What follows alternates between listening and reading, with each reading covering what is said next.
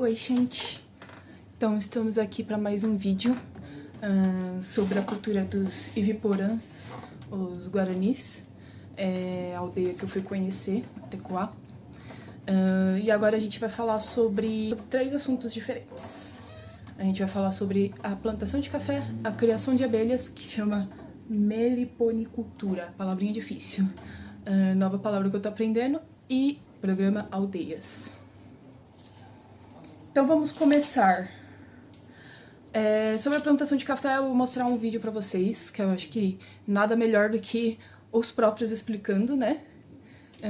Então fiquem com o vídeo. Em relação do impacto que tem essa marca. A maioria que tem aqui, se você for ver, tem uma planta exótica aqui. Uma não, que é a maioria. O que vocês estão vendo aqui? Ó, vocês tomam... Ó, essa aqui acabou. Vocês tomam no café da manhã. Exatamente, esses aqui são os pés de café. Ah, que legal. Toda essa área, né, ela foi... era plantação de café. Tem pé de café, por exemplo, esse aqui tem uma árvore já. Esse aqui é um pé de café. Ela que aconteceu? Ela veio, os pássaros fizeram eles dão frutos, né? Um fruto vermelho, docinho. Não tem muito alimento aqui, que é uma área, como era muito explorada, então ela foi reflorestada. Na época desse reflorestamento, não lembro bem a data, mas foi o meu avô, né? Ele participou desse reflorestamento, tanto sucos de animais, né? Botaram até um casal de ontem, mas quando Deus não lembrou. Enfim, então essa área aqui, ela é bem cheia de pé de café. Muito. Se a gente for cortar todos os pés de café, ela vai ficar um bosta. Só para vocês verem como que é o impacto que dá. Porque ela vai competir em 2 etapas. A gente tem a primeira etapa, que é a primária, a secundária e a terciária. A primária são plantas pequenas, secundárias arbustos de até 5 metros mais ou menos, e as terciárias são as gigantes. O que acontece? Quando ela está na primária, ela já começa a fazer com que as plantas nativas, como guaricanga, guavirá, que a gente fala, que é uma goiabinha, né? Que cresce mais ou menos desse tamanho, ela já não vai, né? Porque além de competir pelo espaço, vai competir pelo nutriente do solo, vai competir pelo espaço, né? Então ela vai perder o pé de café. Então essa já é uma perda. Aí depois já vai influenciar nas outras etapas da floresta nossa. O segundo espaço que a gente conheceu foi a criação de abelhas nativas que eles têm lá, que se chama... Vou ler aqui porque são termos que eu ainda não decorei, ainda não sei falar tupi-guarani, espero muito aprender. E eu tô trazendo aqui alguns termos que eu acho interessante a gente divulgar. Então, o espaço das abelhas nativas é o espaço Eira Nhangareco. Eles criam abelhas lá com a ajuda do programa Aldeias, da prefeitura. Foi com eles que eles aprenderam as técnicas, né, para cultivar, né, para produzir mel e cultivar as colmeias de abelhas. Desculpem a sombra, porque tá de noite e se vocês ouvirem algum barulho é que tá chovendo, então tá trovejando toda hora.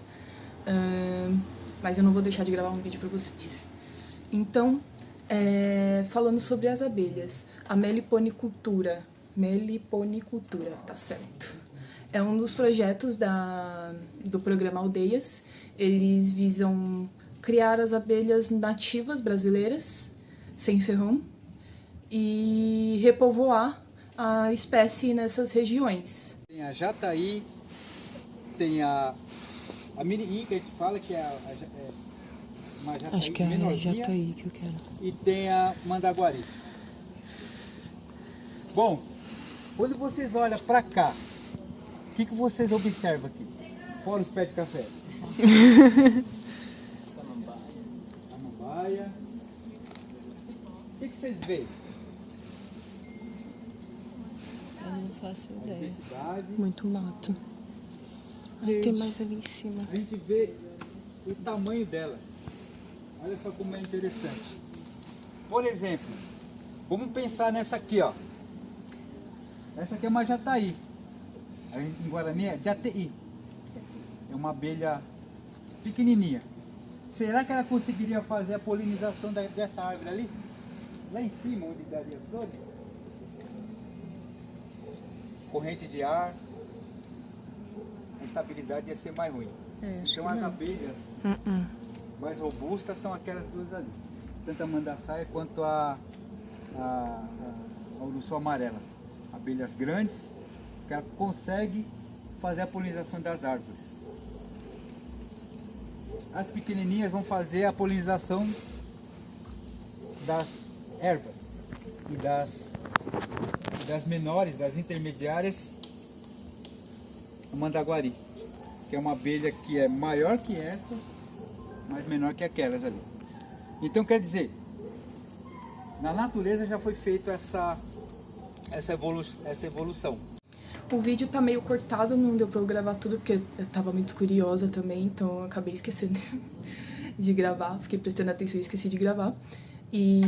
Mas eu fiz uma pesquisa pra acrescentar, né, como eu falei.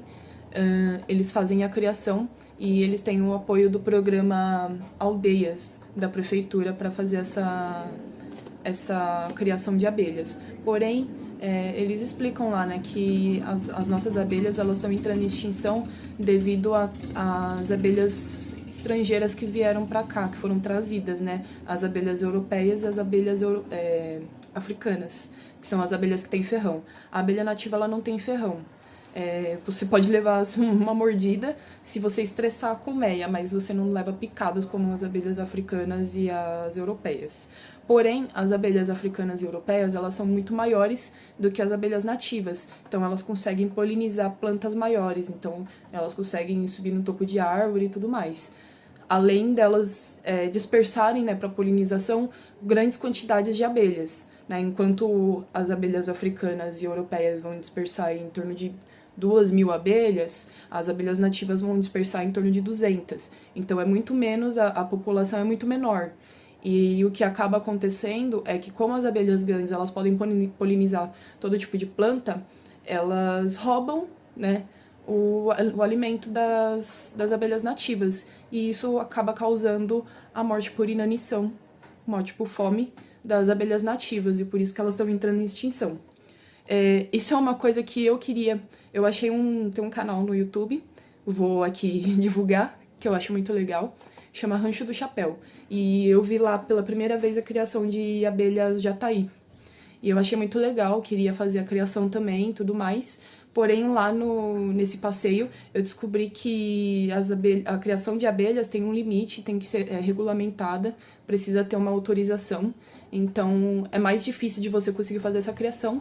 E os indígenas, né, a Tecoá, não vai ser capaz de evitar a extinção sozinha, porque a criação de abelhas africanas e europeias é muito grande hoje no Brasil. Além da produção do mel, né, que as abelhas africanas e europeias podem produzir uma grande quantidade de mel, então o mel das abelhas nativas é mais caro e em menor quantidade, então demora mais para a gente conseguir fazer essa produção.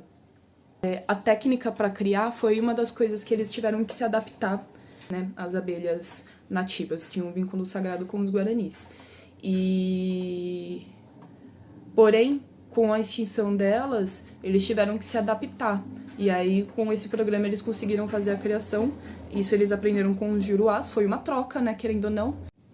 Bom, como vocês viram aí, tá cortado também na as espécies que eles criam são 9. Eu tinha falado, acho que 3 ou 4, alguma coisa assim. E, na verdade, são 9 espécies. Eu vou ler aqui pra vocês o que eu peguei na internet. Depois eu vou confirmar com eles e eu trago num novo vídeo. O que eu peguei na internet foram Então, anteriormente eu tinha falado, se eu não me engano, de 3 a 4 espécies, né, que existem, mas na verdade são 9 que existem, não, que eles criam lá. São espécies que já estavam extintas na região e eles começaram a cultivar para repovoar. Porém, ainda assim é muito difícil, né, como vocês viram aí, a gente, só eles conseguirem repovoar a espécie, né. Então, resumindo aqui pra vocês, eu trouxe uma listinha com as 9 espécies que eles criam.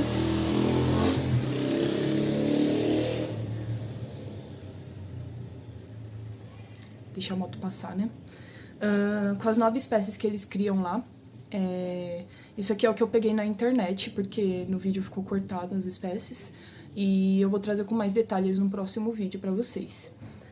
Então, as 9 espécies que eles têm lá é a onça amarela, mandaçaia, mandaguari, tubuna, arapuá, jataí, mirim, marmelada e borá. A galera que gosta de andar de moto. Tá me incomodando essa sombra aqui, mas é o que tá tendo hoje, gente. Desculpa. Eu prometo que em breve eu vou ter uma câmera melhor e iluminação pra gente gravar vídeos com melhor qualidade.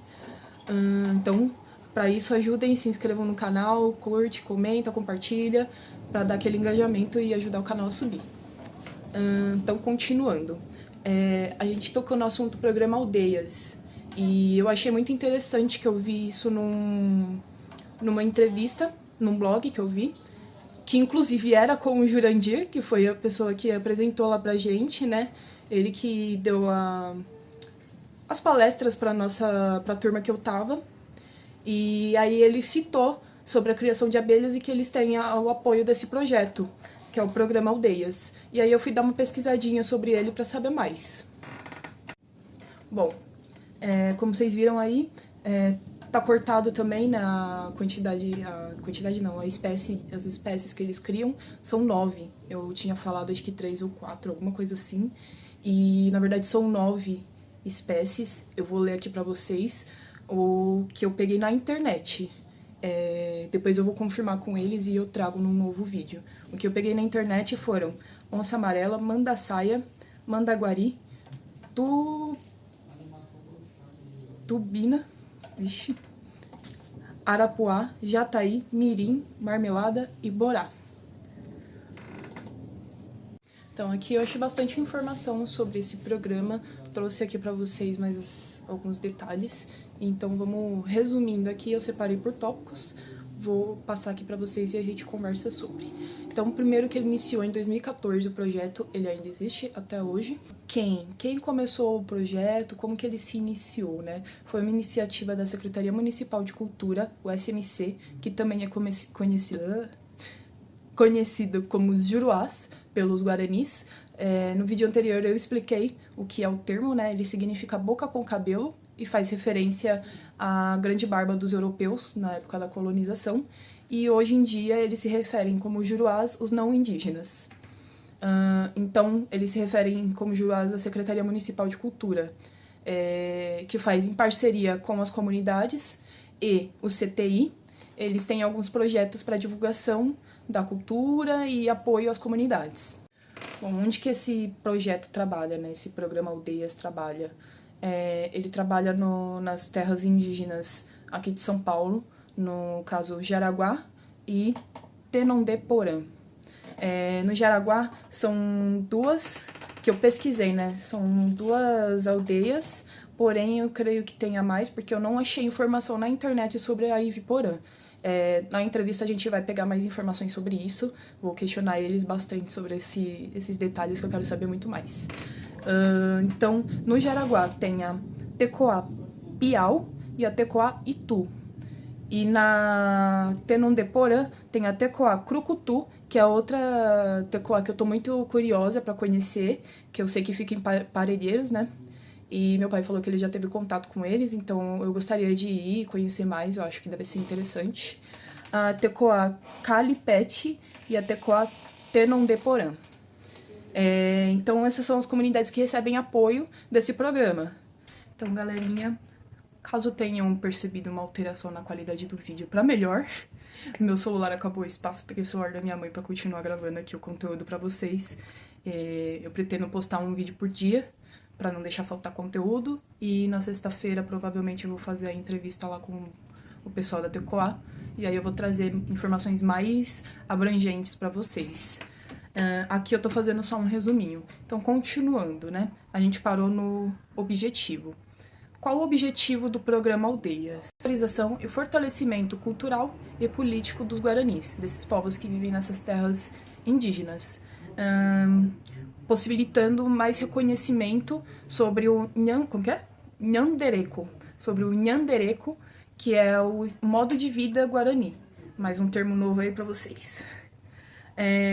Próximo tópico, como que esse programa executou essa valorização, né? Como que a Secretaria Municipal de Cultura, juntamente com a comunidade, conseguiu valorizar e fortalecer a cultura e a política dos guaranis.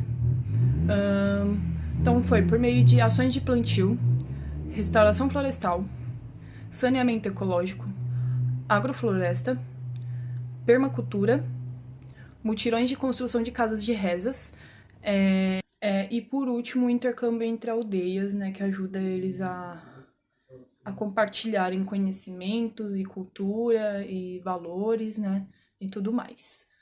Além de todo esse projeto dentro das comunidades, com a intenção de aproximar as comunidades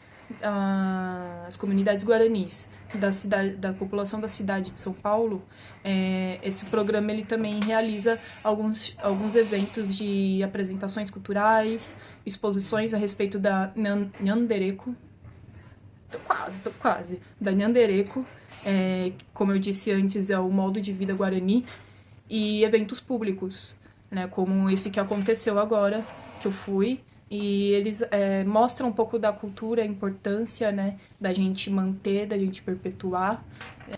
Então é isso, galerinha, por hoje é só. Espero que vocês tenham gostado do vídeo. No próximo vídeo eu pretendo trazer um pouco sobre a educação